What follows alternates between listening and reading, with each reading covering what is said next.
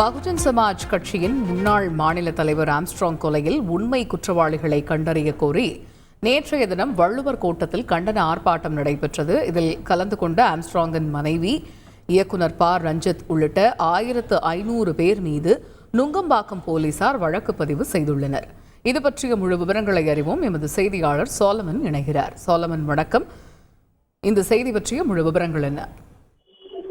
பகுஜன் சமாஜ் கட்சியினோட முன்னாள் மாநில தலைவரான ஆம்ஸ்ட்ராங் படுகொலையை கண்டிக்கும் விதமாக நேற்று பகுஜன் சமாஜ் கட்சியினர் வள்ளுவர் கோட்டத்துல பெருமளவுல ஆர்ப்பாட்டம் ஒன்றை நிகழ்த்தினர். குறிப்பாக இதுல தற்போது பகுஜன் சமாஜ் கட்சியினோட மாநில தலைவராக உள்ள ஆனந்தன் மற்றும் ஆம்ஸ்ட்ராங்கின் மனைவி திருமதி ஆம்ஸ்ட்ராங் மற்றும் திரைப்பட இயக்குனர் ரஞ்சித் உள்ளிட்ட பலர் இதுல பங்கு கொண்டனர். சுமார் 1500க்கும் மேற்பட்டவர் இதுல பங்கு கொண்டு ஆம்ஸ்ட்ராங்கின் படுகொலையில உண்மையான குற்றவாளிகள் யார் என உடனடியாக காவல்துறையினர் கைது செய்ய வேண்டும் என்பதை கண்டிக்கும் வகையில இந்த போராட்ட நிகழ்ச்சி நடைபெற்றது.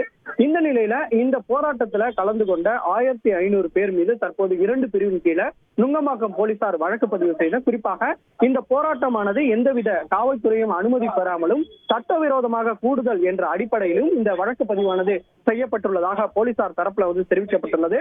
பகுஜன் சமாஜ் கட்சியினோட மாநில தலைவர் ஆனந்தன், அவரது மனைவி திருமதி ஆம்ஸ்ட்ராங் மற்றும் திரைப்பட இயக்குநர்கள் ரஞ்சித், கதிர் உள்ளிட்ட பல பகுஜன் சமாஜ் கட்சி நிர்வாகிகள் மீது இந்த வழக்கு பதிவானது செய்யப்பட்டுள்ளது குறிப்பிடத்தக்கது. தகவல்களுக்கு நன்றி சோலமன். செய்திகளை உடனுக்குடன் தெரிந்து கொள்ள உடனே சப்ஸ்கிரைப் பண்ணுங்க.